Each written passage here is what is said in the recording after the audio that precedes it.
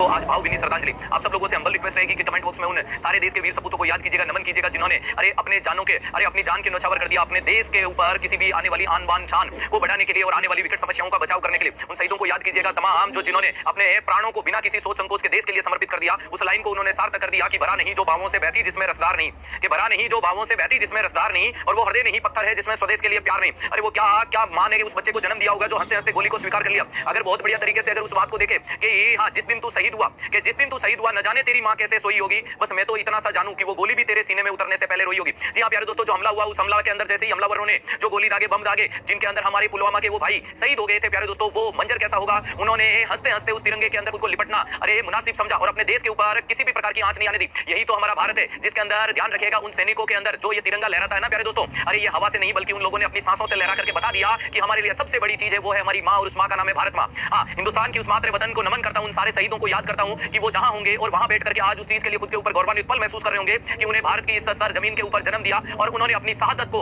अरे अपने कर्मों को बहुत अच्छे से निर्वहन किया और अपने देश के अंदर अग्रसर होकर के अपने देश को अरे किसी भी प्रकार की आंच नहीं आने दी, अपने प्राणों को न्यौछावर कर दिया और हंसते हंसते इस दुनिया से विदा ले लिया। लेकिन वो करोड़ों लोगों की आंखों में आज भी जिंदा है, वो करोड़ों लोगों में आज भी दिलों में राज करते हैं। अपन हर 14 फरवरी को इंडिया ब्लैक डे के रूप में मनाता है और उन शहीदों को याद करें। तो दिल से उन शहीदों को सैल्यूट है कि आप लोगों ने जो किया, हम हमारे मेडिकल प्रोफेशन के माध्यम से हमारे देश के लिए बहुत कुछ अच्छा करने की कोशिश करेंगे। तो कहते हैं ना, इस मिट्टी के ऊपर महबूब लिखो, कि इस मिट्टी के ऊपर महबूब लिखो, भारत को तुम अपनी जान लिखो, मिट्टी के ऊपर तुम राम लिखो, रहमान लिखो। इतिहास बनाए जाते हैं परिवर्तनों से, बलिदानों से, अरे सब लिखते होंगे स्याही से, तुम लहू से हिंदुस्तान लिखो। अरे वो सैनिक कितने शानदार वाले होंगे जिन्होंने लहू से हिंदुस्तान लिख दिया और उस हिंदुस्तान के ऊपर तिरंगा अपनी सीने पे ओढ़ करके वो सो गए, लेकिन अपने देश को सुरक्षित रखा। अरे वो बॉर्डर पे सीना तान के गोलियों के सामने खड़े होते हैं, अपन तभी तो चैन की नींद सो पाते हैं। अपन बहुत खुशकिस्मत है कि अपने देश में ऐसे वीर सपूत पैदा हुए। उन मां को बहुत बहुत धन्यवाद देता हूं जिन्होंने इतने जोश जुनून पागलपन वाले सैनिकों को पैदा किया और इस भारत के अंदर पैदा किया जो अपनी जान लुटा सकते हैं इस देश के लिए। अपन काम करते हैं वेतन के लिए, वो काम करते हैं वतन के लिए। वो छोटी सी मात्रा है प्यारे दोस्तों, किसी सैनिक से पूछा तो उसने बोला कि मात्रा हम गोली के रूप में सीने